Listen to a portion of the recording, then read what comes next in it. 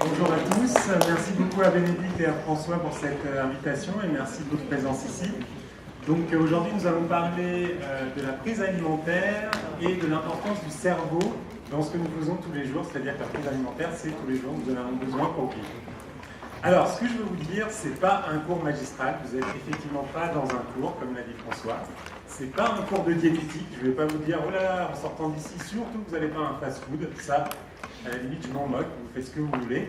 C'est vous présenter comment ça marche dans le cerveau en général, dans le vôtre, dans celui de votre copain à côté, de votre copine, et en quoi c'est important dans la vie de tous les jours. Donc comme François l'a dit, mon prénom c'est Kıraç, Gürden. Alors Kıraç c'est pas du tout français, c'est arménien d'origine, donc je suis né à Istanbul et j'ai grandi à Paris et j'ai étudié à Paris, comme vous. Et je travaille donc actuellement en tant que chercheur en neurobiologie, c'est-à-dire j'essaie de comprendre comment le cerveau marche en gros, au Centre national de la recherche scientifique, le CNRS, qui est un organisme national de service public de la recherche en France. Et donc j'effectue ma recherche dans une université dans le sud de Paris, l'université Paris-Sud à Orsay. Alors, quelques mots sur le cursus universitaire d'un chercheur. Comment on devient un chercheur? Alors, les chercheurs, c'est des hommes et des femmes comme vos parents, des adultes qui ont eu un certain parcours. Donc, le mien de parcours, alors forcément, ça va être un parcours long. On ne fait pas ça en 2 ans après le bac, c'est jusqu'à bac plus 8. Donc, du coup, ça donne un chemin qui est assez sinueux et assez long. Donc, moi, personnellement, j'ai commencé par un diplôme universitaire de technologie en biologie appliquée à l'université Paris-Est à Créteil. Après ce DUT, j'ai eu la chance de rencontrer un professeur qui m'a dit que j'avais un profil pour faire de la recherche et pas forcément pour être un technicien supérieur en laboratoire. Et j'ai suivi ses conseils, donc j'ai continué à l'université Pierre et Marie Curie, Paris 6, à Paris même, donc par un master, donc master 2 de biologie moléculaire et cellulaire, ça c'est bac plus 5. Donc bac plus 5, c'est le niveau ingénieur, c'est l'équivalent ingénieur, bac plus 5. Et après ça, donc après cette 5e année, vous avez le droit de postuler, vous passez un concours et vous pouvez passer en doctorat. Parce que pour être chercheur, pour être ingénieur, un bac plus 5 suffit. Mais pour être chercheur, il faut un bac plus 8, il faut un doctorat, une thèse en sciences. Donc doctorat de neurosciences que j'ai fait encore dans une autre université, donc j'ai fait à peu près toutes les universités de Paris, l'université Paris-Sud à Orsay. Et là, le doctorat, c'est un moment assez particulier parce que donc on va être spécialisé sur un sujet, donc moi c'était le cerveau, les neurosciences, et c'est un CDD, c'est-à-dire qu'on est rémunéré pour ce travail pendant 3 ans, donc on a une formation méthodologique, technique, théorique, et on a une rémunération qui nous permet de vivre ces 3 ans et de produire des résultats. Et une fois qu'on a eu ce doctorat, on est en droit de postuler donc à des postes, différents postes à l'université, dans des organismes de recherche comme le CNRS. Mais généralement, il est conseillé de faire aussi un contrat à durée déterminée à l'étranger. Et moi, ce que j'ai fait pendant un peu plus de 2 ans, c'est de faire ce travail à New York. J'avais toujours envie de vivre à New York et de travailler à New York. J'en ai profité pour aller dans un laboratoire de recherche en neurobiologie à New York. Et à mon retour, donc, j'ai tenté les différents concours de fonctionnariat dans les organismes publics de recherche. Donc il y a le CNRS, l'INSERM qui est spécialisé dans les études médicales, l'INRA pour l'agronomie, et toutes les universités qui ont des postes de maîtres de conférences, donc des personnes qui vont enseigner et faire de la recherche. Donc tous ces postes-là sont accessibles à des gens qui ont un doctorat en sciences. Et puis il y a aussi tout ce qui est le privé, parce que c'est public et privé vont ensemble, et donc l'industrie pharmaceutique comme Sanofi par exemple, si vous voulez être chercheur et trouver des médicaments, vous passez par un doctorat de sciences et vous arrivez à Sanofi. Là, pareil, entretien, c'est pas un concours proprement dit, parce que c'est pas le service public, mais c'est un entretien, évidemment, avec les dirigeants de Sanofi. Alors, c'est quoi un chercheur scientifique? Qu'est-ce qu'il fait tous les jours? Alors, un cuisinier, vous allez me dire, vous voyez à peu près ce que ça fait, ça a des ingrédients, ça mijote des plats, ça les vend, bon, bref, vous voyez à peu près ce que ça fait comme métier. Mais un scientifique, ça fait quoi? Surtout un chercheur. Alors, le chercheur, la plupart du temps, il doute.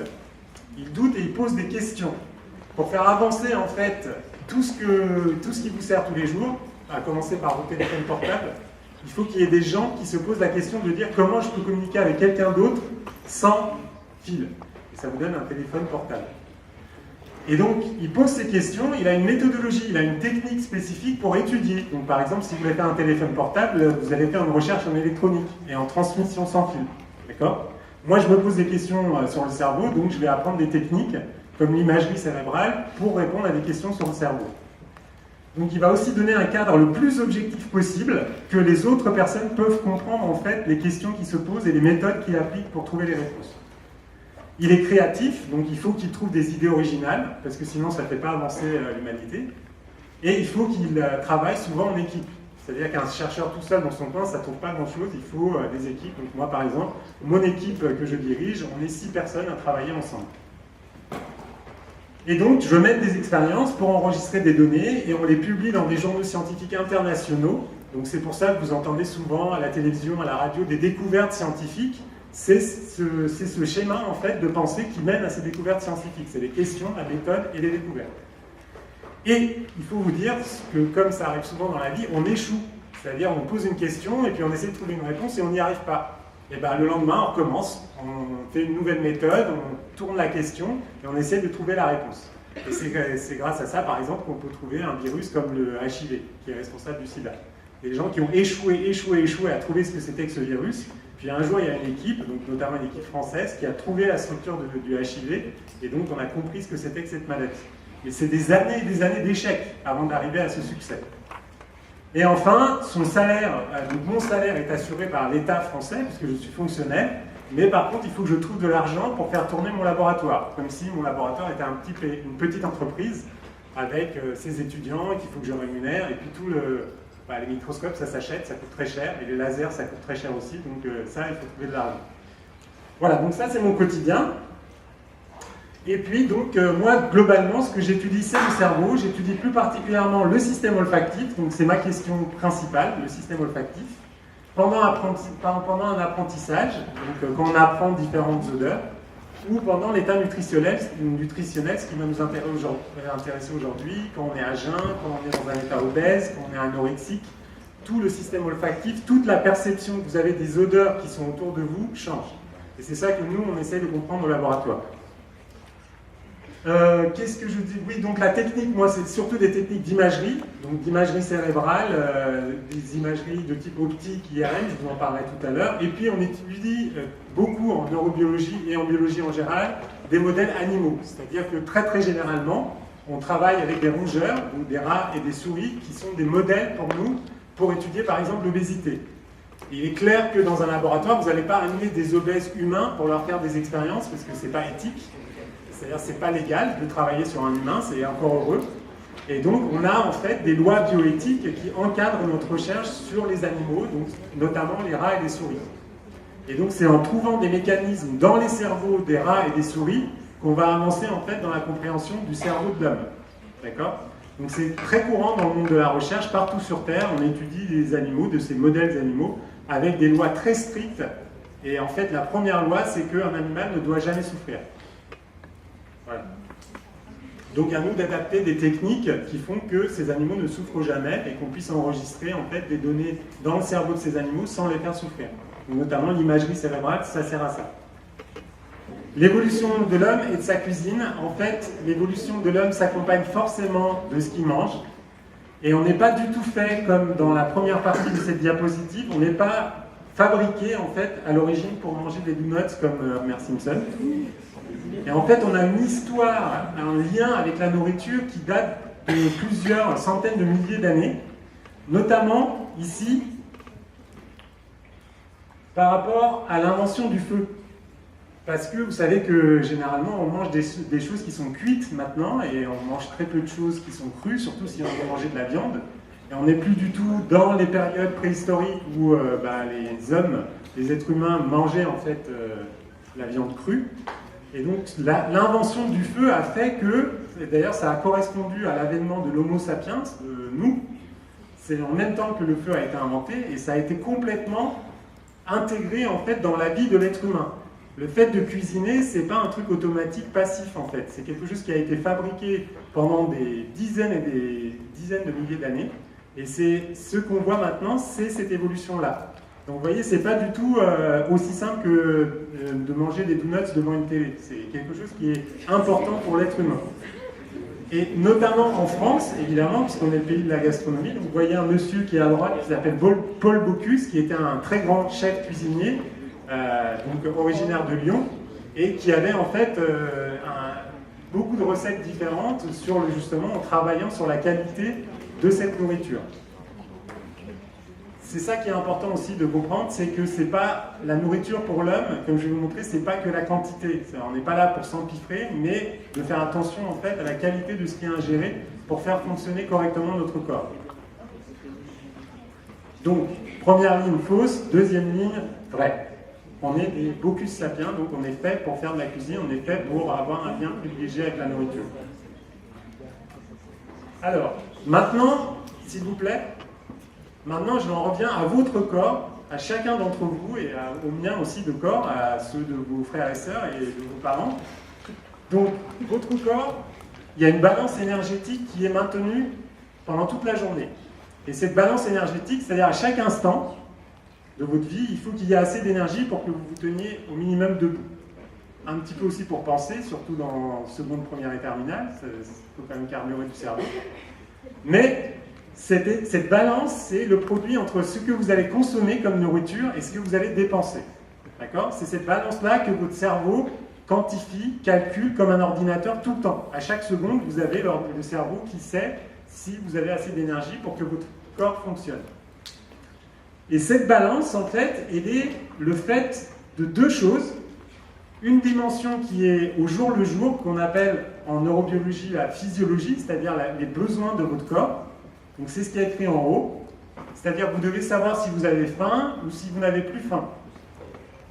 Et ça, c'est pas une question anodine, ça vous paraît hyper logique et tout, mais si on prend certaines personnes obèses, elles ne savent plus quand elles ont plus faim. C'est-à-dire elles ont tout le temps faim, en fait. Et donc, c'est pas du tout trivial, c'est pas du tout « Ah oui, j'ai faim, je vais acheter un McDo ». Non, c'est pas ça. C'est calculé, en fait, par des neurones dans votre cerveau dont je vais vous parler, des cellules dans votre cerveau qui savent que vous avez faim ou que vous n'avez plus faim. Donc ça, c'est la première dimension.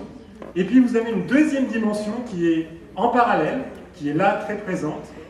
C'est tout ce que vous avez mis comme motivation, émotion et mémoire dans ce que vous avez mangé. Je peux être sûr, si je vous prends un par un, que vous avez des goûts, c'est-à-dire une attirance vers certains aliments que votre voisin n'aura pas. Vous avez des préférences, on est d'accord. Vous avez chacun des préférences alimentaires. Chacun va avoir peut-être une attirance vers le sucré, l'autre le salé. Donc on a une diversité. Et chaque être humain a une carte alimentaire qui lui est propre. Il y a des préférences qui lui sont propres.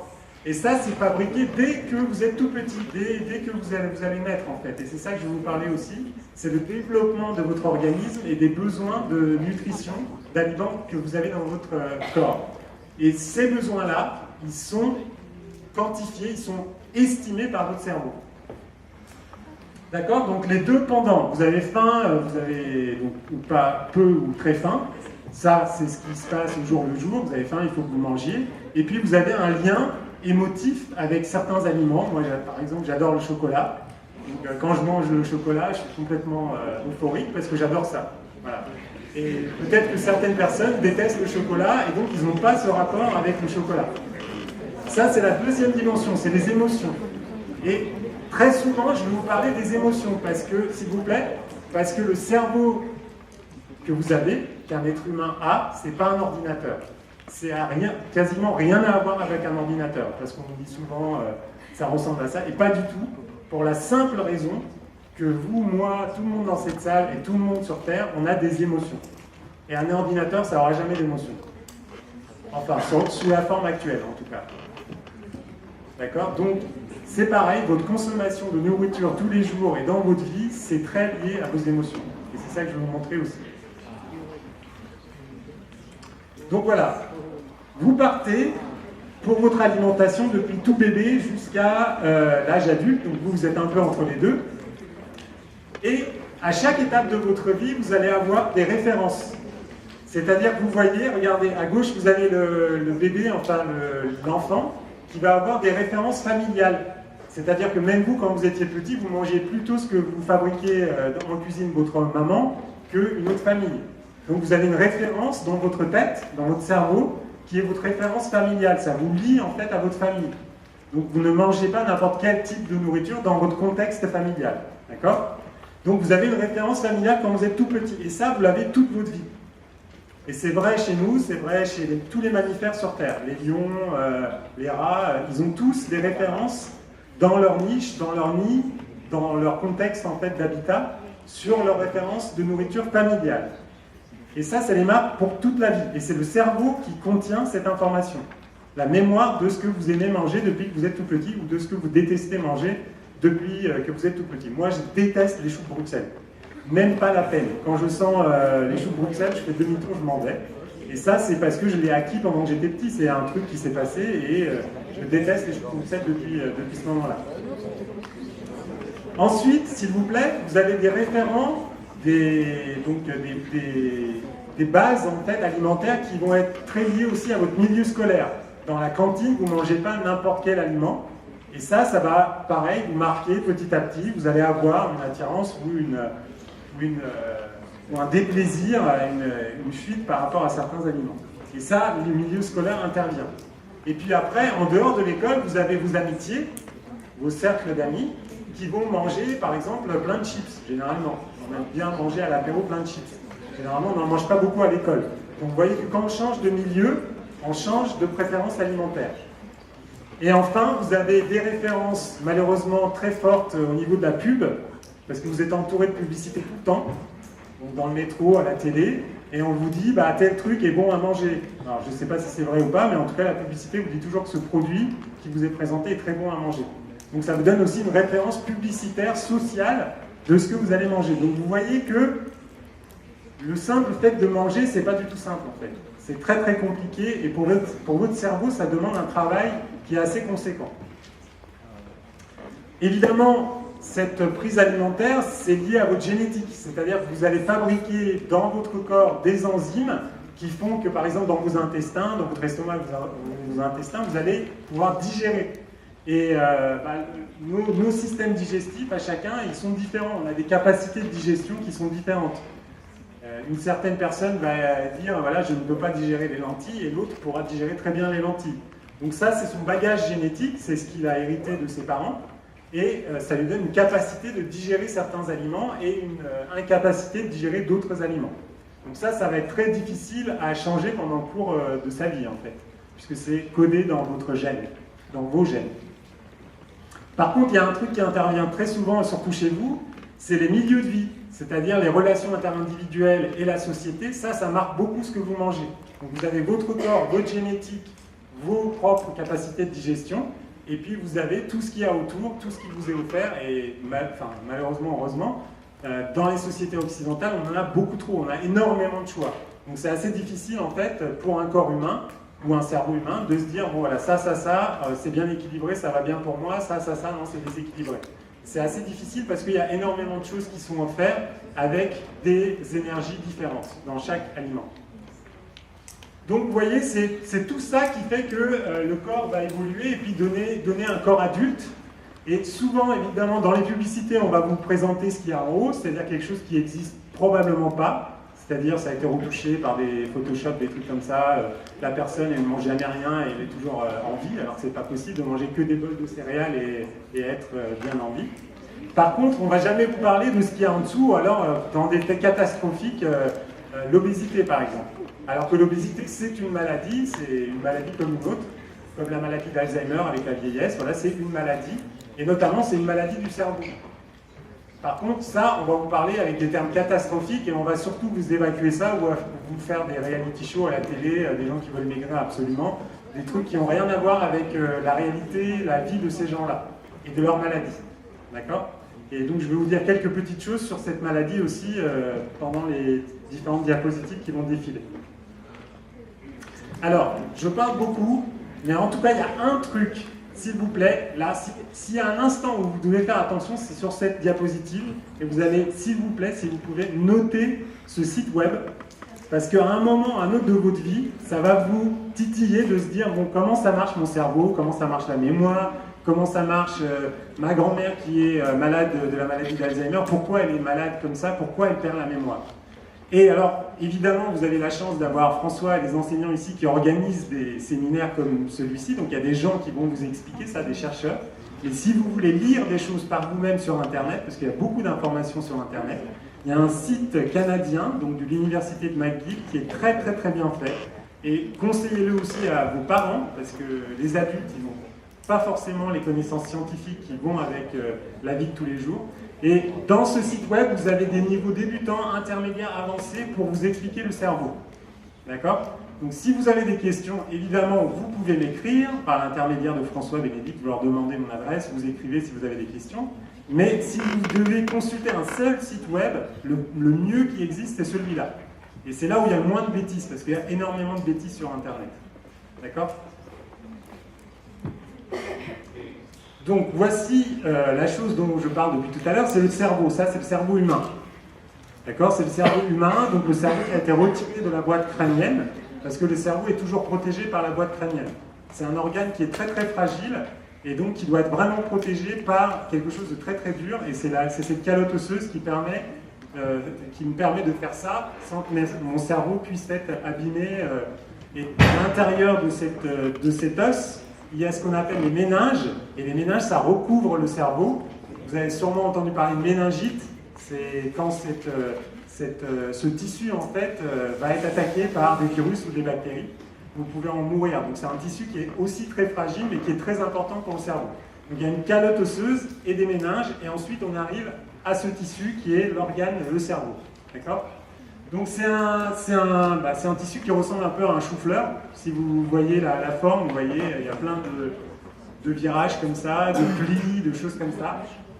Et en fait, ce cerveau-là, à peu près, par rapport à votre poids, ça pèse 2% de votre poids. Bon, moi je fais 80 kg, donc 2% de 80, ça fait 1,6 kg qui sont dans mon cerveau, en fait, dans ma tête.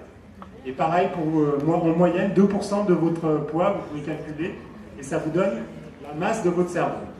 Par contre, une très grande particularité, s'il vous plaît, de cet organe, c'est que ça pompe, et ça vous le savez parce que vous bossez dur, ça pompe toute votre énergie, quasiment, pas toute, mais 20% de votre énergie, à chaque instant. D'accord? Donc là, vous ne faites pas d'effort physique, vous êtes assis, vous m'écoutez, vous êtes à 20% de tout ce que vous avez comme énergie dans votre corps, il est consacré au fonctionnement de votre cerveau.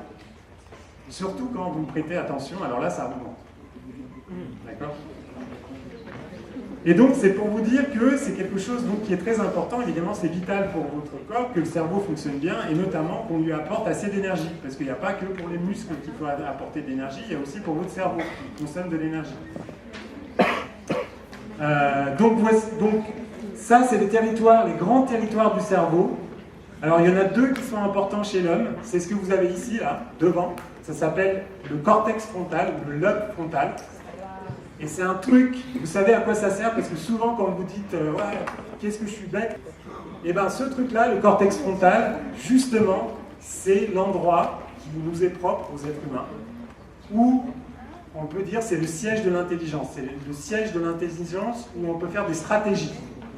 C'est-à-dire stratégie, je vais sortir de cet amphithéâtre tout à l'heure, il nous aura parlé pendant 1 heure du cerveau, on en aura comme ça, on va en parler entre nous, juste après j'ai peut-être une activité physique ou sportive qui va arriver, ce soir il y a quoi à la télé, tout ça c'est programmé stratégiquement, calculé, stocké dans ce lobe frontal. Et ce truc-là, qui est très prononcé chez nous, il est beaucoup moins prononcé chez les singes et encore moins chez tous les autres mammifères. D'accord? Donc ça, c'est vraiment ce truc-là qui est là, plus ou moins gros, mais ça dépend des personnes. C'est ce qui est spécifique du cerveau humain. Donc c'est le devant de votre cerveau. Et il y a l'arrière du cerveau qui est très développé chez l'humain aussi, qu'on appelle le lobe occipital, mais peu importe, c'est l'arrière du cerveau. Et l'arrière du cerveau, c'est là où vous avez vos capacités visuelles. Vous savez qu'on est des êtres qui sommes très très branchés sur le visuel, surtout les jeunes hommes qui font des jeux vidéo. Donc on voit bien qu'on est quand même très très fort dans notre capacité visuelle. Et bien ça, c'est à l'arrière du cerveau que ça marche. D'accord? Donc vous avez des stratégies devant, l'intelligence, les maths, tout ce que vous voulez, vos performances scolaires, en histoire géo aussi, pas qu'en maths. Et puis vous avez tout ce qui est visuel à l'arrière. Donc ça, c'est vraiment des grosses structures chez l'homme. Et donc, vous voyez, dans ce cerveau, on va dire, donc il y a un cerveau global, s'il vous plaît, et dans ce cerveau, vous avez des systèmes, des sous-systèmes. Alors ça, c'est un petit peu, ça ressemble à un ordinateur. Il y a des systèmes à l'intérieur du cerveau. Par exemple, on va dire, il y a un système qui est très important chez l'homme, qui s'appelle le système limbique. Et le système limbique, c'est un nom bizarre comme ça, mais en fait, c'est le système des émotions et de la mémoire. Et c'est ce que je vous ai dit depuis le début, c'est que nous sommes des êtres très émotifs. Et nous avons besoin de notre mémoire pour fonctionner. Et notamment vous, parce que si vous voulez avoir des bonnes notes, si votre mémoire flanche, vous êtes un peu en danger. Donc, dans ce système, donc vous avez le cerveau. Dans le cerveau, vous avez des systèmes. Donc, par exemple, celui-là, le système de mémoire et d'émotion. Et dans ce système, vous avez, en fait, on descend d'étage à chaque fois. Donc, cerveau, système, structure. Et il y a une structure qui est très importante, qui a un joli nom qui s'appelle l'hippocampe, parce que ça ressemble en fait à l'hippocampe de mer, qui est là, vous voyez. Regardez en dessous, là. Bon, ça ressemble aussi à un allié, d'accord. Mais donc, ça a été appelé par les neurobiologistes, donc l'hippocampe, et ça, c'est une structure qui est très importante pour la mémoire. Et c'est une structure qui souffre beaucoup chez les malades qui sont atteints de la maladie d'Alzheimer. D'accord? Et vous voyez juste au-dessus des images de fonctionnement du cerveau qu'on a acquis donc, dans un scanner, dans une URM. C'est l'imagerie cérébrale qui vous montre que cette structure, l'hippocampe, va être activée par rapport à certaines tâches mnésiques. C'est-à-dire qu'on va demander à la personne de retenir une information et que la personne est placée dans un scanner, genre quand vous voyez dans Dr House, ils font ça très bien, ils mettent la personne dans une IRM, donc une imagerie par résonance magnétique, c'est ça que ça veut dire, une IRM, imagerie par résonance magnétique. Vous avez la possibilité d'aller voir quelles structures sont activées par rapport à ce que vous demandez à la personne qui est dans le scanner. D'accord? Donc, par exemple, ici, vous pouvez demander ce qu'on appelle une tâche, c'est-à-dire un test de mémoire, et vous voyez si la structure hippocampe marche bien ou pas. Ça vous permet de voir s'il y a un problème cérébral ou pas. Et en fait, vous avez ici, en bas, des échelles. Donc, en couleur, vous avez les différentes couches de cellules, parce que le cerveau s'est organisé par couches, comme depuis tout à l'heure je vous en parle. Donc, ces espèces de plis que vous voyez, c'est des couches de cellules. Donc, c'est des couches avec des cellules qui sont arrangées côte à côte. Et on peut, en fait, par des techniques de biologie, les colorier et connaître les différentes couches du cerveau. Et ça, c'est pareil, dans les pathologies cérébrales, généralement, ces couches sont en souffrance et sont désorganisées. Donc ça nous permet, nous, neurobiologistes et cliniciens en hôpital, de comprendre en fait comment ces couches sont organisées et comment elles peuvent être désorganisées quand il y a une maladie. Donc là, j'essaie de vous expliquer en fait comment marche le cerveau, mais ensuite, je vais vous appliquer ça, bien sûr, à ce que vous avez quand vous prenez votre menu Big Mac au McDo, parce que ça marche aussi pour ça. Donc, ça, on est au niveau de centimètres, d'accord? Donc, 10-2 mètres. 0,01 mètre. Et si on descend dans l'échelle, en fait, d'observation du cerveau, dans l'échelle micrométrique, on arrive à ces petits points qu'on a colorés ici par un colorant, qu'on appelle les neurones. Donc, la cellule du cerveau, c'est le neurone, comme la cellule du foie, c'est l'hépatocyte. Donc, à chaque organe, il y a un nom de cellules spécifiques, et ici, c'est les neurones. Les neurones que vous faites crépiter et travailler à fond, bon, un peu ici, mais surtout en cours, d'accord? Parce que c'est dans ces cellules-là que vous allez stocker notamment tout ce que vous apprenez en cours, la mémoire. Okay? Et c'est aussi ces neurones-là qui font que vous allez bâiller, vous allez être un petit peu en détresse comme mademoiselle qui n'en peut plus de ce que je raconte. Là aussi, c'est les neurones qui font ça. D'accord? Donc que vous soyez très attentif, passionné par ce que je raconte, ou que ça vous barbe et que vous êtes en train de perdre votre attention, c'est les mêmes cellules, les mêmes types de cellules, c'est pas exactement les mêmes cellules, mais c'est les neurones qui font ça. Donc c'est bien de les comprendre parce que vous soyez hyperactif ou hyperpassif, c'est quand même eux qui sont responsables de ce qui se passe. Donc voilà, ces choses-là, comme je vous disais, c'est à l'échelle micrométrique, c'est-à-dire qu'un point que vous voyez en noir, ça fait à peu près 10 microns, 10 micromètres, 10 moins 6 mètres. D'accord? Donc 1000 fois moins qu'un millimètre. Donc vous avez besoin d'un microscope pour les visualiser, vous ne pouvez pas les voir à l'œil nu.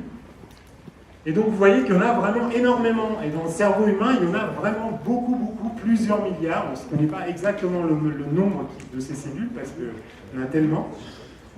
Et en fait, ce qui est important, ce n'est pas forcément le nombre de neurones que vous avez, parce que souvent on me demande, oui, si j'ai beaucoup de neurones dans mon cerveau, est-ce que je suis hyper intelligent? Eh ben non, c'est pas le nombre de neurones qui fait que vous êtes intelligent ou pas, c'est le nombre de synapses. Le synapse, c'est là où les neurones se parlent entre eux. D'accord? Et c'est ces points de contact et de dialogue entre neurones qui sont importants pour votre intelligence, mais aussi pour votre vie de tous les jours si vous êtes en dehors de l'école, même quand vous faites une activité physique, quoi, sportive. Donc les synapses, c'est les endroits où les neurones vont se parler, vous voyez. Donc là, vous avez un neurone en bleu et un neurone en vert. Si le neurone il veut parler au neurone en vert, il va en fait lui lancer ce qu'on appelle une espèce de balle, en fait, une micrométrique évidemment, comme si vous étiez à distance et pour vous parler, le seul truc que j'ai, ce sont des petites balles et je vous lance la balle et par rapport en fait à la couleur de la balle, vous allez avoir une information. D'accord? Donc, le premier neurone, il envoie une information au deuxième neurone. Et l'histoire, en fait, c'est que, comme souvent en biologie, ça marche sur le système clé-serrure. C'est-à-dire que la clé, c'est la petite balle, qu'on appelle un neurotransmetteur. Et la serrure, c'est le récepteur de la cellule qui est en face, du neurone qui est en face. Voilà. Donc vous avez besoin de faire ça. En fait, c'est comme une voiture. Vous avez besoin de démarrer, en fait, le neurone qui est de l'autre côté. D'accord? Parce que ici, vous avez une fente. Donc vous ne pouvez pas vous toucher, donc je ne peux pas transmettre l'information à ce monsieur en le touchant, si je suis un neurone. Tout ce que je peux lui faire, c'est de lui lancer quelque chose. Et c'est ce que font les neurones dans votre cerveau à chaque instant. Par exemple, quand mademoiselle parle avec sa voisine qui lui dit « mais je ne sais pas ce qu'il raconte », et ben, c'est ce que font ces neurones, c'est-à-dire qu'ils se parlent et ils codent l'information de mademoiselle me voit, je suis en train de parler, je lui présente un truc, elle ne comprend pas peut-être très bien. Et bien c'est ce qui se passe, ces neurones-là se parlent pour se dire « ah ben non, il y a une information qui m'a manqué » ou j'ai pas fait attention » ou « il parle trop vite » ou voilà. Et donc c'est dans ces synapses que tout cela est codé. C'est pas la peine d'aller chercher ailleurs, n'allez pas chercher le nombre de cellules, la taille des cellules, tout ce que vous voulez, ça ne marchera pas. C'est le nombre de synapses dans votre cerveau et dans le cerveau de votre voisin. Donc c'est ça qui est important en fait. C'est l'endroit du dialogue entre les neurones. La synapse, c'est ça. Donc, comme je disais, pour qu'un neurone marche, pour qu'un neurone transmette de l'information, code de l'information, retienne de l'information, les cartes géographiques que vous apprenez dans vos cours d'histoire géo, pour faire ça, vous avez besoin donc de clés et de serrures donc, pour activer ces cellules qui sont les neurones. Et ce sont ces mêmes neurones que je vais vous montrer qui vont retenir l'information « c'est bon le chocolat ». Vous voyez où je veux venir? Je vous raconte tout ça, mais tout ça, ça s'applique très bien au chocolat, au chou de Bruxelles, tout ça. C'est-à-dire que ça marche exactement comme ça, dans votre cerveau, par rapport à la nutrition, mais aussi par rapport aux jeux vidéo que vous préférez quand vous êtes un fan de jeux vidéo. Donc les clés, c'est ça qui est très important, et c'est ça qui ne marche plus dans le cerveau des gens qui sont schizophrènes, anorexiques, obèses, souffrant de la maladie d'Alzheimer. Évidemment, ce n'est pas toutes les clés qui dysfonctionnent d'un coup, mais certaines clés vont dysfonctionner. C'est-à-dire qu'ils ne vont plus marcher et la serrure ne va plus s'ouvrir. D'accord? Donc vous voyez, vous avez beaucoup de noms que vous verrez dans les journaux, notamment la dopamine, parce que la dopamine, c'est une clé, donc c'est un neurotransmetteur qui est libéré par certains types de neurones dans votre cerveau et qui est lié au plaisir. Alors, quel type de plaisir? Tout type de plaisir. Chocolat, sexe, drogue, voilà. Ça, c'est la dopamine. Et les gens, si vous avez des gens qui viennent ici, des scientifiques qui vous parlent d'addiction, de personnes droguées, donc qui ont une maladie cérébrale qui est l'addiction, et ils vont vous parler beaucoup de cette clé-là, de la dopamine. D'accord? Parce que c'est cette clé-là qui ne marche plus, ou qui marche mal, dans le cerveau des personnes qui sont droguées, qui sont addictes. Et c'est valable pour la cocaïne, c'est valable pour l'héroïne, d'accord? C'est la clé commune à toutes ces pathologies d'addiction par rapport aux drogues. La dopamine. Mais je vous ai dit, la dopamine, ça marche avec le chocolat. Moi qui adore le chocolat, je pense qu'il y a une bonne dose de dopamine qui est libérée quand je mange du chocolat. D'accord? Et peut-être certaines d'entre vous aussi, certains ont cette attirance vers le chocolat. Et là, la dopamine est très liée avec ce stimulus chocolat. Et puis vous voyez, il y a d'autres clés, comme la sérotonine. Alors ça, c'est une molécule qui est bon pour le sommeil. Vous avez une activité pendant la journée, et puis à un moment, vous tombez même si vous avez lu plein de cours, tout ça, parce que vous savez que c'est bien de réviser avant de dormir, et ben ce qui régule votre sommeil, c'est la sérotonine.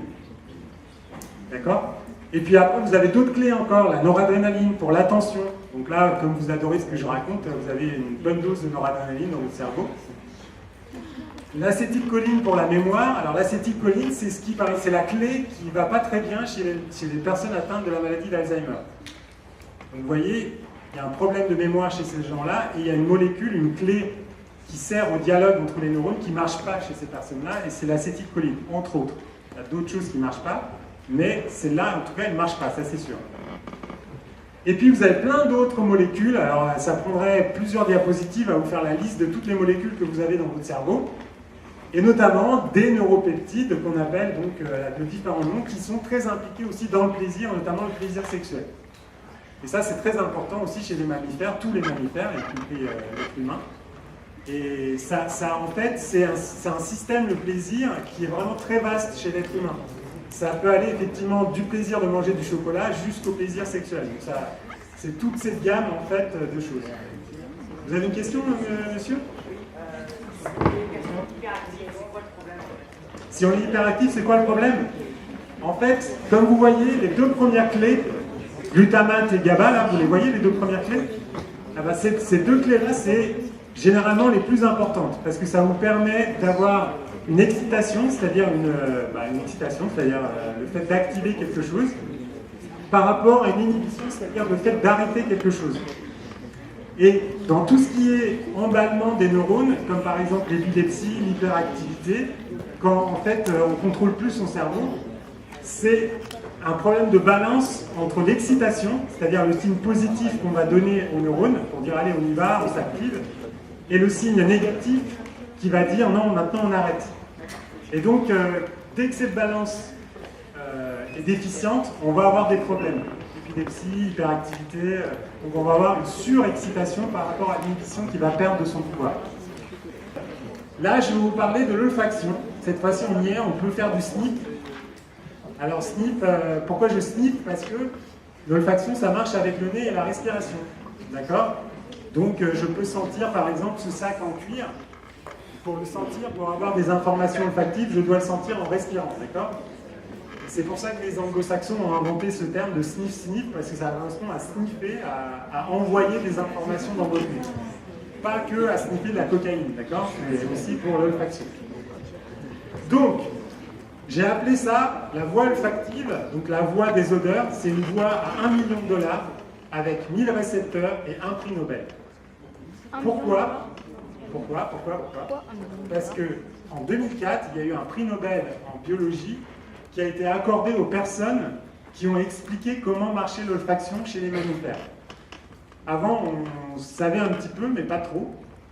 Et ces personnes-là, au début des années 90, en fait, ont apporté des données. Comme je vous ai dit au départ, les scientifiques, ils sont curieux, ils se posent des questions. Et il y a des Américains, donc dans la région de New York, qui se sont posé la question de mais comment est-ce que je fais pour reconnaître une odeur de rose d'une odeur de cabinet de toilette? Que je ne confonds pas les deux odeurs. Évidemment, ça vous paraît hyper simple. Mais en fait, pour le cerveau, ce n'est pas du tout simple. Et il y a des personnes qui peuvent confondre des odeurs. Évidemment, pas ces odeurs-là, mais entre fraises et cerises, par exemple. Et ça, donc, c'est des gens qui se sont posés cette question et qui sont partis à étudier le système olfactif chez l'homme, chez les rongeurs, le rat, la souris. Et ils ont trouvé, en fait, la solution. Et comme ils ont eu le prix Nobel, ils ont eu $1 million. Donc, un prix Nobel, $1 million. Et alors, pourquoi 1000 récepteurs? 1000 récepteurs, en fait, c'est le chiffre de récepteurs, c'est-à-dire de capteurs, que ces gens ont trouvé dans le nez des rats. Donc, il y a 1000 récepteurs olfactifs, donc 1000 capteurs olfactifs pour les odeurs dans le nez des rats. Et ils ont trouvé aussi chez l'homme, parce qu'ils n'ont pas fait que le rat, chez l'homme, il y a à peu près 3 fois moins. Il y a 350 récepteurs olfactifs. Donc on est moins bon que les rats pour détecter une odeur, c'est vrai, ils sont très très bons les rats. Et d'ailleurs c'est aussi la différence avec les chiens, parce que les chiens ont 2 fois plus de récepteurs que nous, ils n'ont pas 3 fois mais 2 fois. Donc du coup ils ont plus de récepteurs que nous, donc plus de capacité de pouvoir distinguer des odeurs, et c'est pour ça qu'on les utilise par exemple dans les aéroports, pour détecter des drogues, des poudres d'explosifs. Donc ça se fait beaucoup parce que les chiens ont une capacité olfactive qui est très très forte par rapport à nous. Mais on n'est pas trop mauvais non plus. Quand on nous teste comme il faut, on sait distinguer pas mal de choses. Donc il y a deux voies olfactives. Il y a une voie qu'on appelle la voie orthonasale, vous retenez plutôt la voie directe, c'est-à-dire les odeurs, donc les parfums, l'odeur du hamburger, l'odeur du siège sur lequel vous êtes assis, l'odeur de vos vêtements. Ça va entrer en fait directement dans votre nez. D'accord? Et il va y avoir des mécanismes que je vais vous expliquer. Donc ça c'est la voie directe. Et il y a la voie indirecte qui est très importante quand vous êtes en train de manger. C'est-à-dire que quand vous allez mâcher les aliments, vous allez libérer des odeurs. Et là, les odeurs, ils ne vont pas passer directement devant, mais ils vont passer par derrière, parce qu'il y a une voie à l'arrière de votre bouche qui peut emmener vers votre nez. Et donc, quand vous allez manger quelque chose, vous allez avoir deux informations. Une information à distance. Imaginez le matin, quand vous avez la dalle, moi quand j'ai la dalle, je sens le pain au chocolat de très très très loin. C'est quand j'ai faim, j'ai la voie directe qui est hyper active, c'est-à-dire que je suis en train de regarder dans mon contexte qu'est-ce qu'il y a comme odeur qui peut être bon à manger par exemple. Et le pain au chocolat, évidemment, forcément, je suis attiré par le pain au chocolat. Donc ça, c'est la voie directe, c'est-à-dire à distance, je peux sentir quelque chose ou voir quelqu'un. S'il y a un parfum Chanel, par exemple, qui est parfumé par un de vos profs, je suis sûr que quand vous passez dans le couloir, vous pouvez savoir qu'il y a ce parfum-là. Ça, c'est la voie directe. Et puis, une fois que vous allez manger le pain au chocolat, vous allez mâcher le pain au chocolat, vous allez avoir tous les arômes, en fait, du cacao, du sucre, enfin, toutes les odeurs qui sont contenues dans l'aliment, qui vont être libérées dans votre bouche et qui vont passer dans la voie indirecte et qui vont arriver dans votre nez. Et là, vous allez savoir exactement, si on ne vous a pas piégé, par exemple, si on avait mis de l'anis dans le pain au chocolat, peut-être de loin, vous auriez des problèmes de savoir s'il y a vraiment de l'anis, parce que ça sent vraiment fort le chocolat, mais je vous garantis que si vous mangez le pain au chocolat et qu'on a mis de l'anis dedans, vous allez savoir qu'il y a de l'anis. Donc, du coup, vous voyez, c'est très complémentaire, à distance, et puis ensuite dans la bouche. C'est toujours comme ça, mais quand vous faites de la cuisine aussi, c'est pareil. Quand vous êtes en train de cuisiner quelque chose, vous avez le nez dedans, comme tous les chefs, vous avez des informations qui rentrent directement dans votre nez, et puis quand vous goûtez, vous avez une autre information, par exemple si c'est assez cuit, si c'est assez salé, voilà. Donc c'est deux informations très complémentaires dont vous avez besoin pour manger correctement. Et donc vous voyez là, en couleur en bas, c'est tous les récepteurs que vous avez tout au fond de votre nez. Alors c'est pas la peine de me dire que vous pouvez aller chercher en vous grattant le nez, non, c'est trop au fond. C'est pas avec vos doigts que vous pouvez y arriver, c'est bien protégé parce que vous en avez grandement besoin. Parce que notamment, si vous fuyez quand vous sentez quelque chose qui brûle ou si ça sent le gaz, c'est grâce à ces récepteurs-là. Donc ces récepteurs-là, c'est vital pour vous et pour tous les êtres humains, il faut que ça soit sauvegardé. Donc c'est bien protégé tout au fond de votre nez avec une couche de mucus. C'est ce que vous bouchez quand ça sort. C'est ce mucus, en fait, c'est pas fait pour faire joli ou pour faire craque quand vous êtes malade. C'est pour protéger ces cellules, ces neurones qui vous permettent de détecter à chaque instant ce qui se passe autour de vous, et notamment les signes de danger, comme le gaz, le brûlé, ça passe par là. D'accord? Et donc vous voyez, chaque couleur de neurones, c'est des familles de cellules qui vont être sensibles à une odeur donnée. C'est-à-dire que tous les neurones ne vont pas détecter toutes les odeurs, ils vont avoir une spécificité, et certains neurones vont détecter des odeurs d'alcool, d'autres des odeurs d'acide, etc., etc. D'où l'échelle de couleurs qui a été mise en bas, vous voyez, avec les cellules olfactives. Donc ce sont des cellules qui sont au fond de votre nez et qui sont là, qui attendent l'information qui va arriver. Donc par exemple, information pain au chocolat que je vais sentir le matin de très loin. Et puis ces cellules-là, elles vont envoyer l'information dans le cerveau, donc à l'intérieur du cerveau, pour le garder en mémoire. Bon, pain au chocolat, ma première expérience avec le pain au chocolat, ça sent le chocolat, je le mange, j'ai plein d'odeurs dans la bouche, je me dis tiens c'est bon, et ça je le garde en mémoire. J'ai associé le pain au chocolat avec un plaisir, donc je vais mettre un peu de dopamine là-dedans, la clé là qui permet de coder le plaisir, et donc j'aurais fait une association entre ce que je mange et le plaisir que j'ai. Et ce plaisir-là, je vais le garder en mémoire, je vais le stocker et puis je vais l'utiliser plus tard. Parce que à chaque fois que je sentirai le pain au chocolat, globalement je vais avoir de la dopamine et je vais me dire c'est très bon. Et ça, je l'ai fait la première fois que j'ai rencontré le pain au chocolat. J'ai fait une association dans mon cerveau. Et je me suis dit, tiens, le pain au chocolat, c'est bon pour moi, il y a du sucre, il y a de l'énergie, ça sent bon. Donc ça, je garde en mémoire, c'est plutôt un bon truc. Bon, perso, moi, quand j'ai eu les choux-fleurs, les choux Bruxelles, là, j'ai eu plutôt l'inverse, ça sent pas très bon, ça n'a pas l'air terrible. Donc ça, j'ai gardé aussi en mémoire comme étant quelque chose de négatif. Mais pour le cerveau, il n'y a pas de positif, négatif, il y a ce qui est bien, pas bien, et ça, je le garde, et c'est personnel, quoi. D'accord? Chacun ses préférences. Donc ça, c'est pour le nez, d'accord? L'autre chose que vous allez activer quand vous allez manger, c'est votre langue. Alors la langue, alors je vous ai dit qu'il y avait 1000 récepteurs chez le rat, 350 récepteurs olfactifs chez l'homme, pour l'olfaction.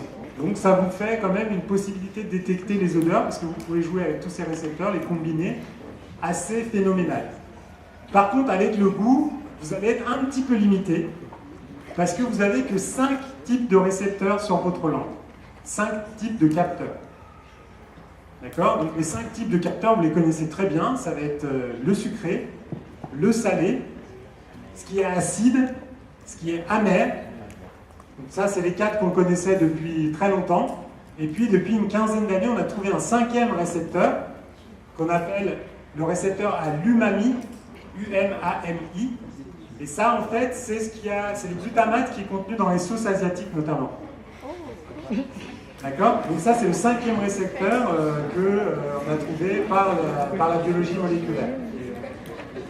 Et il y a des personnes qui ont l'air de connaître ce goût-là. Oui. Donc vous voyez, 5 possibilités de détecter des goûts dans l'aliment que vous êtes en train de mâcher par rapport aux 350 récepteurs olfactifs que vous avez pour détecter les odeurs.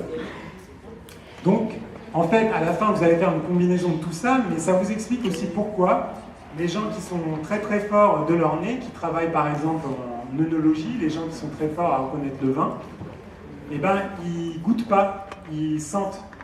Parce qu'avec votre olfaction, avec vos 350 récepteurs, vous êtes beaucoup plus fort qu'avec vos 5 récepteurs qui sont sur la langue. Et vous pouvez avoir des capacités de détection qui peuvent être très très fortes. Si vous, en plus, vous êtes dans un cycle, un master d'œnologie, ça existe à Bordeaux, si vous faites ça, ils vous entraînent en fait, dans votre mémoire, à reconnaître un maximum d'odeurs de vin. Et ces gens-là sont phénoménaux, ils ont des encyclopédies d'odeurs dans leur cerveau, c'est hallucinant.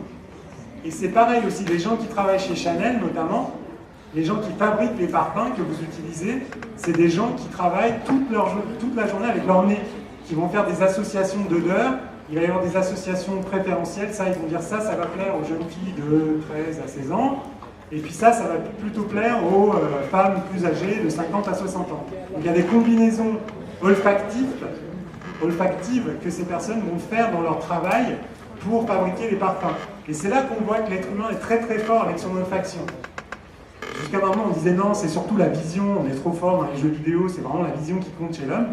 Ben non, pas du tout en fait. L'olfaction marche très très bien chez l'homme, et la preuve, les gens qui se connaissent en vin, les œnologues, les nez de Chanel, travaillent qu'avec leur nez toute la journée.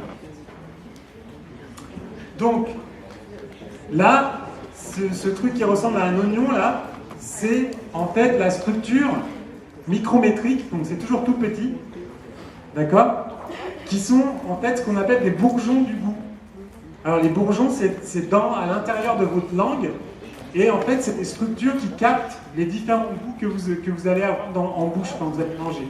Donc, les 5 goûts que vous allez détecter, ça va être dans ces oignons, ces espèces d'oignons, ça a la forme d'oignons, à l'échelle micrométrique, d'accord? Et donc c'est ces oignons qui vont être activés par le sucré, le salé, la mer, l'acide, l'umami. Et quand vous avez cette activation, l'information est transmise à l'intérieur de votre cerveau. C'est combiné avec les informations olfactives de votre nez. Et l'ensemble fait que vous allez dire, tiens, ça sent le café, quand vous buvez le café. Donc ça va vous donner une information de ce que vous mangez, de ce que vous buvez. Tout ça, ça va être contenu dans l'olfaction et la gustation.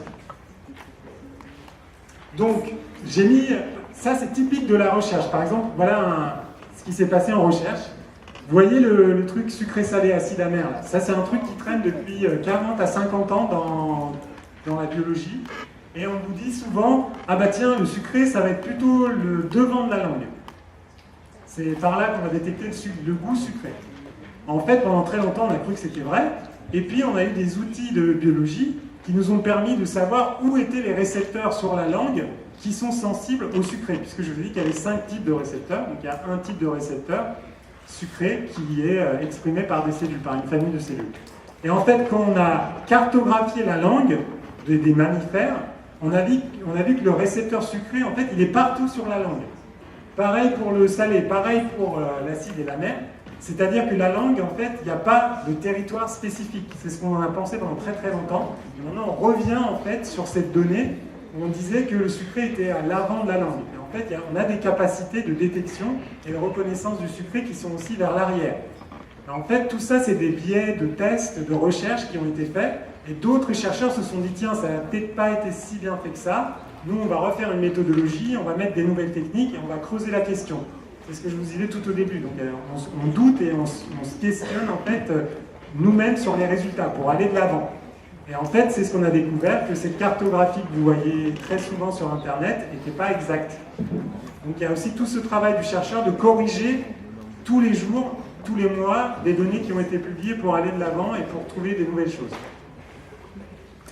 Je vais finir, après je vous prendrai les questions, d'accord ?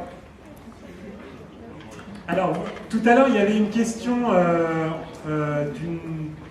des enseignantes d'ici, parce que il y a des personnes qui ont un TPE, mais je crois qu'ils ne sont pas là, qui travaillent justement sur les petites bulles qui sont contenues dans les sodas. Et ça a un goût un peu acide qui picote. Et en fait, dans leur TPE, je crois qu'il faut qu'elles expliquent pourquoi ça picote.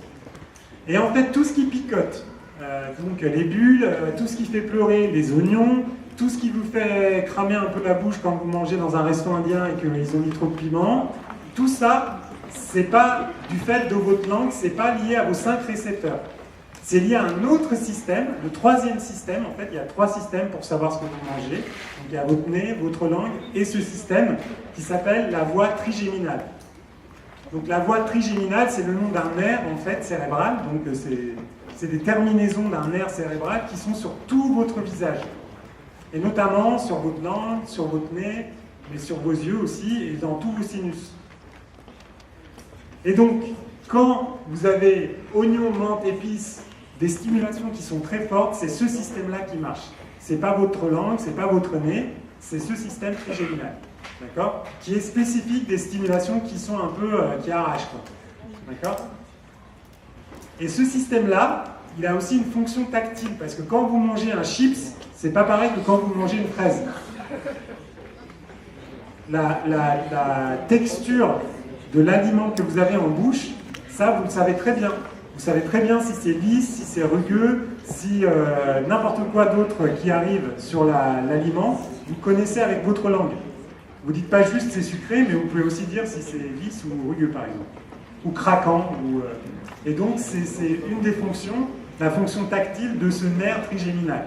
Et puis il y a une dernière fonction qui est la fonction motrice, parce que vous parlez tous là, il y en a plein qui sont en train de parler, pour bouger les mâchoires, vous avez besoin de ce système trigéminal. Et bon, vous pouvez servir de votre mâchoire pour parler, ce que vous faites quand je parle moi-même, mais vous pouvez aussi surtout vous en servir quand vous mâchez. Donc, la mastication, ça fait partie intégrante de la consommation alimentaire, c'est hyper important. Parce que ça permet de casser correctement les molécules que vous avez dans l'aliment et ça vous renseigne par vos récepteurs ce qu'il y a dans l'aliment. C'est généralement pas ce que savent les adultes et les grands-mères, parce qu'ils vous disent toujours qu'il faut bien mâcher pour bien digérer. C'est pas tout à fait faux, mais en fait, pour le cerveau, c'est hyper important parce que plus vous mâchez et plus vous donnez des informations à votre cerveau de ce qu'il y a dans l'aliment. D'accord ? Donc la mastication, c'est pas juste c'est pas joli pour faciliter le travail de l'estomac, c'est pas que ça, c'est aussi pour renseigner votre cerveau de ce qu'il y a dans l'aliment. Voilà, et puis vous avez les autres sens qui interviennent, la vision, l'audition. Quand vous avez des pop-corn, quand vous avez un pop-corn dans la bouche, vous avez un certain bruit. Et si je vous représente juste ce bruit, vous pouvez me dire que c'est du pop-corn et c'est pas de la fraise. D'accord ? Donc le bruit même de ce que vous êtes en train de manger, ça vous renseigne sur ce que vous mangez. Et puis la couleur aussi. D'accord ? La couleur, il y a un signe qui est attaché à la couleur. Donc de chaque aliment, la fraise va être rouge. Si vous voyez une fraise jaune, ça va vous faire un peu bizarre, parce que vous allez toujours associer la fraise à la couleur rouge. Donc, en gros, c'est une intégration qu'on appelle associative, c'est-à-dire que vous allez vous servir de tous vos sens et à commencer toujours par votre système olfactif parce que c'est ce qui vous permet de détecter de loin, de sentir de loin un aliment. Donc c'est la première entrée pour votre cerveau pour savoir ce qui va arriver sur votre table à la cantine par exemple. C'est l'olfaction, c'est pas la vision puisque les cuisines sont à l'arrière et vous ne voyez pas ce qui est en train d'être préparé. D'accord ?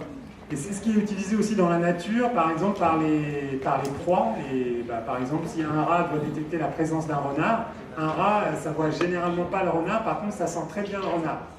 Donc c'est un système de défense immanquable dans la nature, c'est de savoir à distance si on a affaire à un congénère, à un autre rat, ou à un prédateur, un renard par exemple. Et ça se fait avec l'olfaction. Alors nous, vous allez me dire, on n'utilise plus ça depuis très longtemps, c'est vrai. Mais par contre, comme je vous ai dit, l'odeur de brûlé et l'odeur de gaz, ça on l'utilise encore. C'est important. Vous n'allez pas voir les molécules de gaz dans l'air, mais vous allez les sentir et ça va vous donner un signal danger. Voilà, et puis trois petites choses sur le fait de dire que quand vous mangez, c'est tout votre organisme qui est sollicité. Parce que votre estomac, vos intestins libèrent des molécules que j'ai mis là, mais il y en a une que vous connaissez, ça c'est sûr, c'est l'insuline. D'accord, l'insuline, les diabétiques manquent d'insuline notamment. Et cette insuline, en fait, c'est pas juste par rapport au glucose, ça donne aussi des signaux pour le cerveau. C'est-à-dire que votre cerveau est aussi sensible aux molécules qui sont libérées par votre système digestif. Donc quand vous êtes en période d'alimentation, tout votre corps, le cerveau, le système digestif, tout est sollicité. Il n'y a pas juste l'estomac, voilà, j'ai l'estomac qui est lourd, c'est pas que ça. C'est plein de molécules et plein de clés, comme je vous ai dit tout à l'heure, qui sont en marche et qui fonctionnent pour que vous soyez en forme tous les jours. Même votre tissu adipeux, le gros truc là qui s'accumule et on voudrait bien s'en débarrasser souvent, surtout en France, on est un peu obsédé par le poids, on veut toujours maigrir. Même cette graisse là, ce tissu adipeux libère des molécules comme cette leptine, qui va être en fait une information pour le cerveau. Et notamment chez les obèses, il y a des problèmes de leptine. Donc, le tissu adipeux même ne marche pas très bien chez les personnes qui souffrent d'obésité. Donc la cuisine, c'est ce que je vous ai dit, c'est le plaisir, le bien-être, il ne faut jamais le dissocier de ça.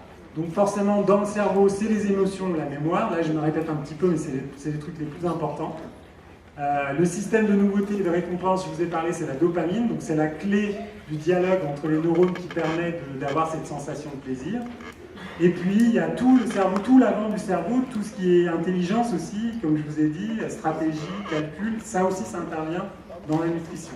C'est parce qu'il y a les émotions, la mémoire, c'est aussi, ça fait partie des circuits de ce système limbique dont je vous ai parlé.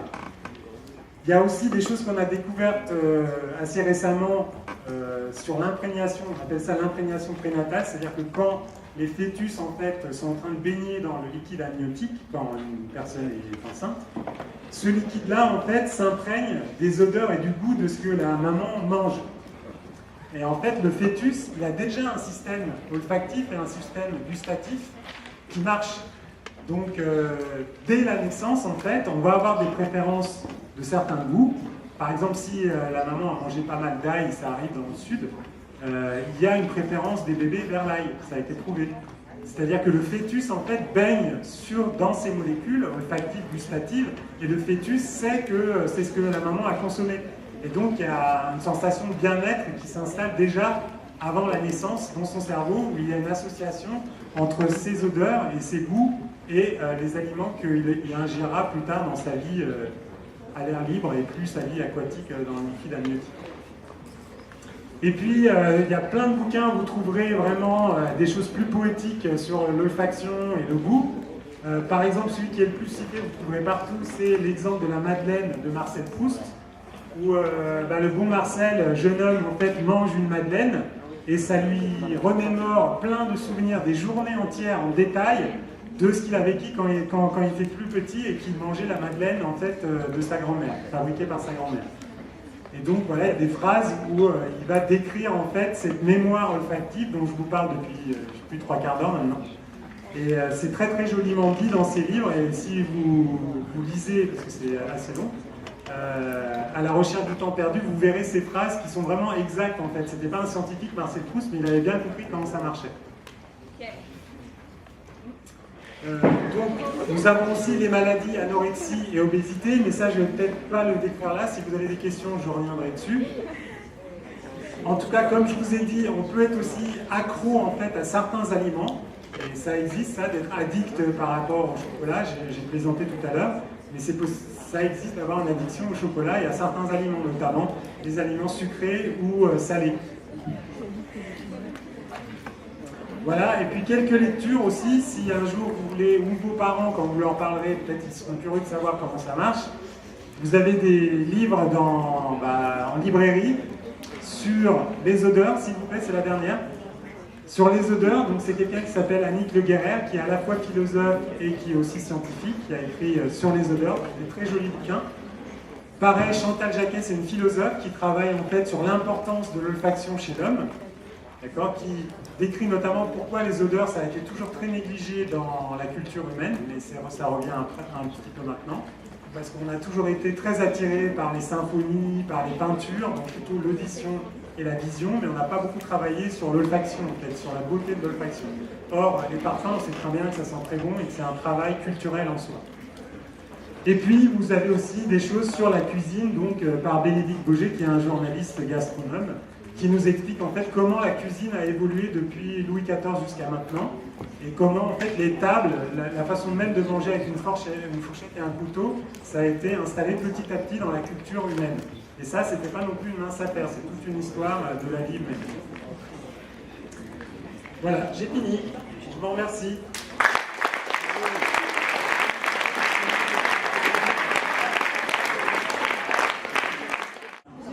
La diapositive 10, en fait, vous avez parlé de tous les différents neurotransmetteurs, mais ce que je ne comprends pas très bien, c'est pourquoi donc c'est des neurotransmetteurs et comment du coup, tous ces différents neurotransmetteurs fonctionnent. Donc, vous avez besoin d'un cours exact sur les neurones. En fait, ça c'est une super question, mais ça prendrait des heures et des heures, parce que ça, c'est des cours entiers qu'on suit à l'université. En fait, vous avez chaque famille de neurones va être classée par rapport à la clé qu'elle fabrique. Donc vous allez avoir des neurones dans certaines structures, qu'on appelle par exemple pour la dopamine, c'est l'aire tegmentale ventrale. C'est une structure où il y a des neurones qui vont fabriquer de la dopamine et cette dopamine qui va être réactive en fait par rapport justement à la nouveauté et au plaisir.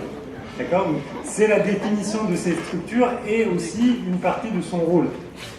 D'accord ? Donc cette structure-là, par exemple, ne va pas être responsable par exemple, de coder l'espace. C'est-à-dire que là, à cet instant, je vous vois, je sais où je suis, je sais où vous êtes. Ça va être aussi des neurones, par exemple, qui sont dans l'hippocampe. On appelle des cellules de lieu qui savent dans quel lieu je me trouve et dans quelle position je me trouve par rapport à vous. Et ces cellules-là, par exemple, ne fabriquent pas de dopamine, parce que leur fonction n'est pas le plaisir, n'est pas la nouveauté, mais ma localisation dans l'espace. Et donc celle-là, elle marche beaucoup par exemple avec du glutamate. Donc chaque famille va avoir une synthèse d'un neurotransmetteur particulier, donc va fournir un jeu de clés aux neurones qui seront en face, donc sur d'autres structures. Et par rapport en fait aux clés qui vont être libérées et aux serrures qui vont être tournées pour être activées ou désactivées, vous allez avoir en fait votre comportement qui va changer. Voilà, c'est très très basique, c'est très global, c'est très schématique, mais c'est à peu près ça. Oui, excusez-moi. Est-ce que dans la sérotonine, il y aurait un lien entre le sommeil et l'anxiété? Oui, alors j'ai mis l'anxiété parce que la molécule, peut-être que vous avez entendu parler de cette molécule qu'on appelle le Prozac. Donc c'est quelque chose qui est prescrit par les médecins pour les anxieux notamment. Et c'est pour ça que j'ai mis l'anxiété, c'est-à-dire que c'est une molécule qui agit sur les récepteurs, donc sur les serrures sérotoninergiques, donc qui sont capables de reconnaître la sérotonine. Et en fait, effectivement, les gens qui ont des problèmes d'anxiété vont avoir des problèmes de sommeil. Pas forcément que via la sérotonine, mais l'anxiété va faire des problèmes en fait cérébraux généraux. Donc les autres clés aussi vont avoir des problèmes, parce que si vous ne dormez pas, toutes vos clés en fait de neurotransmetteurs vont en souffrir, effectivement. Mais j'ai mis l'anxiété parce que effectivement la sérotonine est très impliquée dans ces pathologies-là aussi. mais chaque clé peut avoir plusieurs fonctions. On n'est pas à une clé, une fonction en fait. Ça répond aussi peut-être à la question de mademoiselle. Moi j'avais une question sur les parties du cerveau, je ne sais plus quel diapositive c'était. Ah, voilà. Et est-ce que si on reçoit un choc sur la partie de derrière, ça va endommager la vue ou pas du tout, ça va... Si on se prend un gros coup sur le derrière de la tête, est-ce que ça va nous endommager la vue? Oui, vous pouvez même malheureusement devenir aveugle. Si la partie postérieure, la partie à l'arrière qu'on appelle la partie occipitale, le cortex visuel est lésé, fortement lésé, vous pouvez perdre la vue parce que c'est à cet endroit-là que sont en fait traduits les informations visuelles que vous faites entrer dans votre cerveau par vos yeux, par la rétine, par les cellules qui sont sur la rétine. Donc il faut en fait que ces structures visuelles dans le cerveau soient préservées. C'est pareil, si vous avez en fait les structures olfactives qui commencent déjà là entre les deux yeux, donc dans votre cerveau, si ces structures-là sont lésées, vous allez perdre votre capacité à reconnaître des odeurs. Donc ces structures sensorielles qui sont très spécifiques de l'odorat, de la vision, de la gustation, si jamais il y a un problème avec ces structures dans votre cerveau, vous êtes en position malheureusement de perdre cette capacité sensorielle. D'accord. Merci beaucoup. Vous avez dit tout à l'heure que les obèses, leur cerveau ne calculait plus quand est-ce qu'ils avaient faim ou plus faim. Oui. Alors, ce qui se passe, c'est que toutes les molécules dont je vous ai parlé, les clés notamment qui sont fabriquées par nos intestins, notre estomac, notre système digestif, en fait, ont des récepteurs au niveau du cerveau. C'est pareil, c'est toujours la clé. Donc, cette fois-ci, la clé, elle ne vient pas directement du cerveau, elle vient de l'intestin, par exemple. Ça passe dans le sang et ensuite, ça va dans le cerveau. Et il y a des neurones qui sont chargés de reconnaître en fait des hormones. Par exemple, la leptine dont je vous ai parlé, qui vient du tissu adipeux, c'est une hormone coupe-faim. Le signal qui est envoyé au cerveau, c'est arrête de manger. D'accord ? Or, on sait que chez les personnes obèses, il y a à la fois des problèmes avec la clé, la leptine, qui dit arrête de manger, et les récepteurs qui sont censés reconnaître en fait cette clé, la serrure. Donc ces deux choses sont problématiques chez certains obèses, pas tous. Et c'est ce dysfonctionnement qui fait qu'ils n'ont plus l'information, le cerveau n'a plus l'information de dire arrête de manger. Donc du coup, ils continuent parce que en périphérie, ça se passe bien, ils digèrent, il n'y a pas de signal stop à la consommation alimentaire.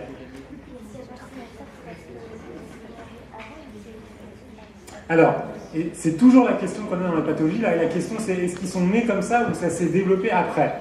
Et c'est ce qu'on peut se poser dans toutes les maladies, on peut se poser cette question. Alors globalement, dans les pathologies cérébrales, on a toujours une petite portion de 5 à 7% par exemple des malades qui vont avoir effectivement des problèmes génétiques, des problèmes de famille. Et le reste, ça va être par le comportement, c'est-à-dire par un dysfonctionnement, par un déséquilibre alimentaire qui s'est installé avec les années dès tout petit. Et en fait, le poids corporel a augmenté beaucoup trop vite et le cerveau et le corps n'ont pas su quoi faire de ce poids en fait. Et donc voilà, il y a les deux qui existent, mais en tout cas pour l'obésité, la plus grande partie, ça s'installe avec le temps et les mauvaises habitudes alimentaires et les problèmes aussi psychologiques et familiaux qui peuvent être responsables de ça. Donc à chaque fois, c'est très très complexe une maladie. On a des pistes essentielles où on peut essayer de trouver des médicaments, mais à chaque fois, il y a plusieurs causes. Et généralement, la génétique, ça explique malheureusement pas tout. Ça serait peut-être plus facile quelque part, mais en tout cas, non. C'est beaucoup plus complexe. C'est dans notre comportement, en fait, en tant qu'individu et en tant qu'individu dans une société. Oui, alors en fait, justement, sur ce bourgeon que vous nous avez montré. L'oignon, là, oui. J'avais pas compris la différence entre cette... La différence entre le bourgeon et la papille, c'est ça? Oui. Alors, les papilles, c'est ce que je vous ai mis là-haut, c'est les bourgeons, les oignons, là, c'est la structure élémentaire. C'est le plus petit truc fonctionnel que vous avez dans votre langue, mais ça, vous ne voyez pas parce que c'est micrométrique. Par contre, les papilles, surtout les papilles qui sont au fond de votre langue, vous pouvez les voir avec vos yeux. Et en fait, dans les papilles, vous avez des familles de bourgeons qui vont être sensibles aux 5 goûts dont on a parlé tout à l'heure. D'accord ? À chaque fois, c'est comme ça, en fait, en biologie, quand vous prenez un organe, vous avez des structures. Dans ces structures, vous avez des tissus, et dans les tissus, vous avez des groupements de cellules. Et donc, les papilles, c'est une grosse structure, et la plus petite structure dans la papille, c'est le bourgeon. Et dans les bourgeons, vous avez des cellules, évidemment. Vous voyez, c'est toujours cette classification que vous retrouverez partout en biologie. Est-ce que la boulimie rend anorexique? Est-ce que la boulimie rend anorexique? Non, pas forcément. Donc ça, c'est la diapositive que je ne vous avais pas expliquée. Je vais la mettre un petit peu devant moi. Donc les deux troubles du comportement alimentaire qui sont très forts, surtout en Occident, chez nous, parce qu'ailleurs il y a des problèmes de famine, donc c'est pas la même chose comme pathologie, c'est l'anorexie et l'obésité, d'accord? Et donc l'anorexie, comme je vous ai dit, ça se définit par rapport à un indice de poids corporel, ça se calcule, c'est ce fameux ratio, ce rapport entre la masse et la taille au carré. Donc ça vous donne un indice, ça ne veut pas dire que c'est exactement ça, mais ça vous indique en fait où se trouve le corps du patient en question. Et où la demoiselle à qui je réponds déjà? Donc, par rapport à cet indice, vous pouvez savoir en fait déjà si c'est anorexie ou pas anorexie. D'accord? Et en fait, l'anorexie, c'est un truc qui est très compliqué parce que ça peut avoir deux origines. Ça peut avoir une origine tout à fait normale que j'ai placée dans l'appétit, donc l'absence d'appétit transitoire, s'il vous plaît. C'est-à-dire que si vous êtes déprimé, vous pouvez avoir une perte d'appétit, mais ce n'est pas pour ça que vous allez faire une anorexie très longue durée qui va vous mettre en danger de mort. D'accord? Vous êtes déprimé, vous êtes anxieux, vous avez eu un choc émotionnel, vous avez perdu un de vos parents, un grand-parent, vous n'avez pas forcément envie de manger, ce n'est pas le premier truc que vous avez envie de faire. Donc ça, c'est une anorexie qui est transitoire. Et puis il y a l'anorexie qui est mentale, psychologique, qui est très très forte, notamment chez les filles. C'est quelque chose qui existe malheureusement plutôt chez les filles par rapport à leur lien, notamment maternel, par rapport à leur mère, où il y a effectivement ce refus de prendre des aliments, d'ingérer, de manger, alors qu'ils n'ont pas normalement de perte d'appétit. Si on leur dit « est-ce que vous avez faim ?» et ils vont vous dire « oui, j'ai faim, mais n'empêche, je ne veux pas manger ». Parce que manger, c'est quelque part grandir, c'est devenir une femme, c'est un lien avec en fait devenir une adulte femme. Donc ça, c'est l'anorexie mentale. Et puis la boulimie, c'est carrément autre chose. Ça peut venir sur l'anorexie, mais vous pouvez être anorexique sans être boulimique du tout. Ça peut être deux choses qui sont indépendantes, mais ça peut être aussi ensemble. L'un ne détermine pas l'autre. Voilà.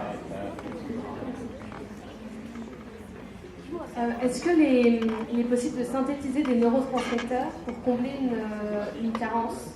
Est-ce que c'est le principe, par exemple, des somnifères? Oui. Alors, théoriquement, on peut synthétiser effectivement toutes les molécules dont je vous ai parlé parce qu'on connaît leur structure chimique.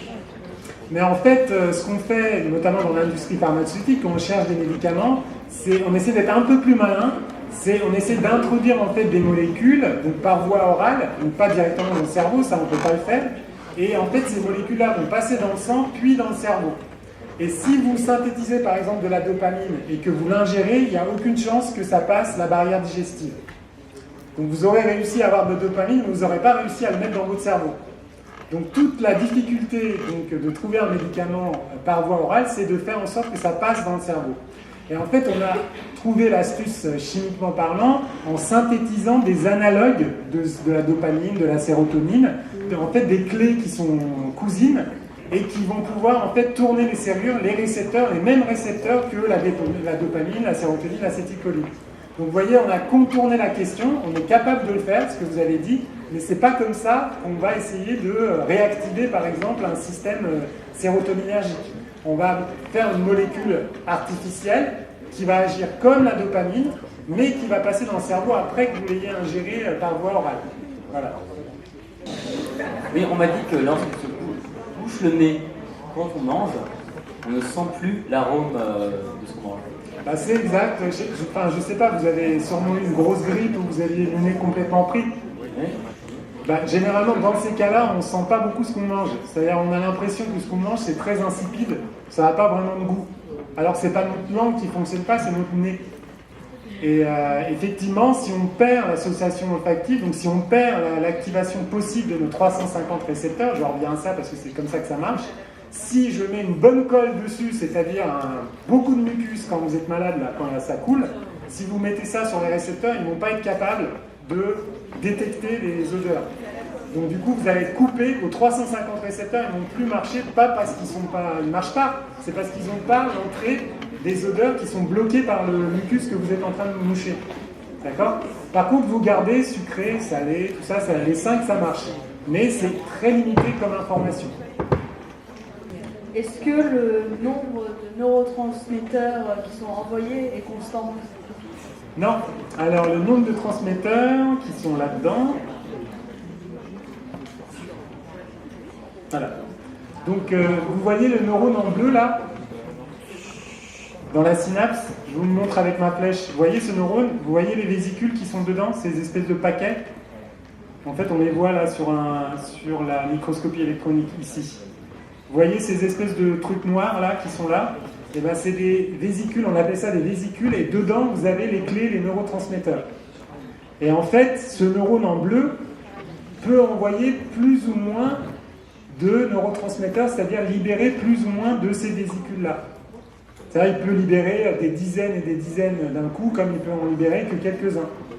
Donc ça veut dire que le dialogue, il peut être comme vous êtes entre vous, là, ce que vous êtes, c'est-à-dire que vous tchatchez depuis tout à l'heure, ben voilà, c'est un dialogue soutenu, vous libérez beaucoup de clés, beaucoup de neurotransmetteurs, ou vous êtes plutôt silencieux, donc vous ne libérez pas trop de neurotransmetteurs, et la cellule qui est en face, ben, elle n'est pas très activée. Donc ça dépend ce que vous demandez de faire. Si vous êtes très concentré à ma réponse et que vous êtes en train de réfléchir à ce que je dis, généralement, il y a un bon paquet de clés qui sont libérés.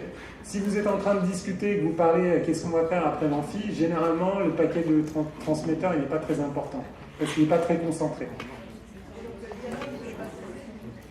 Le dialogue, non, le dialogue, il peut cesser. Alors ça, c'est un problème.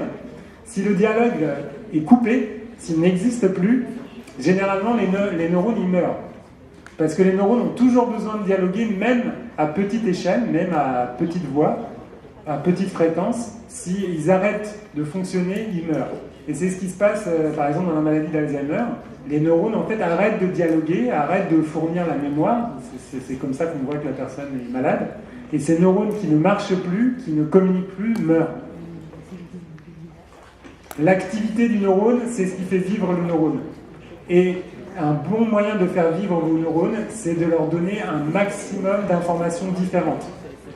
Si vous êtes collé sur la télé pendant 10 heures par jour, c'est pas une information différente, c'est la même information pour le cerveau. C'est toujours de la télé, des images, ça change rien. Par contre, si vous faites une lecture réelle d'un bouquin, plus la télé, plus un jeu vidéo, pourquoi pas, mais surtout étudier aussi ce qu'on vous donne à apprendre, là, le neurone, il est content, il va faire des changements en fait, d'activité qui sont bons en fait, pour sa survie et pour son activité globale. Et c'est pas pour faire plaisir aux profs que je dis ça, parce que c'est quelque chose qui est prouvé scientifiquement. J'ai entendu dire que plus on mange vite, plus le cerveau n'a pas le temps de dire qu'il a faim, et vice-versa, plus on mange lentement, plus le cerveau peut dire au corps qu'il a plus faim. Est-ce que c'est vrai? C'est vrai. En fait, il y a deux façons d'expliquer ça. Comme je vous ai dit tout à l'heure, plus vous mâchez lentement, plus vous libérez de molécules de la nourriture, des arômes, donc des molécules odorantes. Donc plus vous avez de chances de savoir ce que vous êtes en train de manger. Et quand je dis que vous avez des chances de savoir ce que vous mangez, c'est aussi d'estimer si ce que vous mangez, ça a beaucoup de calories, si ça a beaucoup d'énergie ou pas. Si vous allez hyper vite, vous avez très peu de chances de savoir s'il y a beaucoup d'énergie dans ce que vous mangez. Et c'est pareil pour le système digestif. Le pire ennemi du système digestif, c'est le soda. Le coca, c'est très très difficile à comprendre pour le système digestif parce que c'est du sucre à l'état liquide. Et du sucre à l'état liquide dans la nature, ça n'existe pas. Nous, êtres humains, quand on était dans les forêts, tout ça, dans les plaines, on n'a jamais pu avoir de sucre autre que les fruits ou du miel, par exemple, si on avait de la chance de trouver des abeilles et des miches, des choses comme ça. Mais sinon, il n'y a aucune forme d'entrée dans le corps qui soit liquide pour le sucre. Et ça, c'est très très très très dommageable d'avoir en fait ces grosses entrées de sucre dans le corps humain parce qu'il n'est absolument pas prêt à recevoir tout ce sucre. La fabrication du soda, ça date d'il y a 40 ou 50 ans. Notre corps, ça fait plusieurs millions d'années qu'il est en train d'être fabriqué. Donc notre corps, il ne connaît pas, ou il connaît peu, ce type d'entrée énergétique qui est le soda, qui est le sucre à l'état liquide. D'accord ? Et pareil pour les lipides qui sont à des concentrations très très très élevées. Généralement, le corps humain, il n'a pas été fait à l'origine pour avoir cette quantité de lipides que vous pouvez avoir dans le hamburger, par exemple. C'était par rapport à l'anorexie. Oui. J'ai vu sur le diaporama, il y a écrit IMC inférieur à 17,5. C'est-à-dire qu'on est anorexique, mais est-ce que c'est obligatoirement inférieur à 17,5 ou ça dépend par rapport à la personne? Ça dépend fortement par rapport à la... Ben, en fait, toutes ces questions de poids, c'est un peu comme les questions d'intelligence, parce que pour l'intelligence, on a le QI, et puis pour le poids, on a l'IMC, cet indicateur. Donc c'est des indicateurs. Par exemple, si vous avez une ossature qui est très très dense, donc votre os en fait pèse un certain poids, et par-dessus, vous n'avez pas beaucoup de tissu, notamment du tissu adipeux, vous avez quand même un corps qui va être assez mince, alors que votre poids va être très élevé. Donc vous voyez qu'à chaque fois, de toute façon, les médecins ne prennent pas que ça comme paramètre. C'est à titre indicatif, pour savoir à peu près où se trouve en fait justement cette balance énergétique du corps. Et ensuite, évidemment, on fait des examens sanguins, on a plein d'examens médicaux supplémentaires et psychologiques aussi, parce que c'est très très psychologique tout ça, pour savoir effectivement si la personne, souvent la jeune femme, souffre d'anorexie ou pas. Donc c'est une batterie de tests, c'est absolument pas qu'un paramètre qui permet de dire s'il y a anorexie ou pas anorexie. C'est pareil pour toutes les maladies. On m'a souvent dit que le cerveau marchait grâce à des courants électriques. Oui. Mais alors les petites billes, c'est l'électricité? Oui, alors c'est pas l'électricité. Pour libérer les petites billes, comme vous dites là, ici, vous avez besoin de la flèche rouge qui est là, qui a un courant électrique. C'est-à-dire que ces billes-là ne sont libérées que si vous envoyez une décharge électrique sur un neurone. C'est vrai que je ne vous ai pas du tout parlé de ces potentiels, ça s'appelle des potentiels, qui sont sur les neurones. Et en fait, pour que les synapses marchent, à l'origine, en fait, il y a effectivement une décharge électrique qui arrive dans ce bouton bleu là, et en fait, les billes sont libérées en réponse à une décharge électrique. Et en fait, ça s'appelle une conduction qui peut être très rapide. Si je fais ça, par exemple, je peux faire ça que parce que j'ai de l'électricité dans mon corps et il y a un neurone qui va arriver en fait de ma moelle épinière vers les muscles de mon bras. D'accord. Et donc il va y avoir de l'électricité, la libération de clés et du coup les muscles qui vont marcher. Donc l'électricité c'est essentiel aussi. C'est à la fois l'électricité et à la fois les clés chimiques dont je vous ai parlé depuis tout à l'heure, les neurotransmetteurs. C'est les deux. Très bonne question.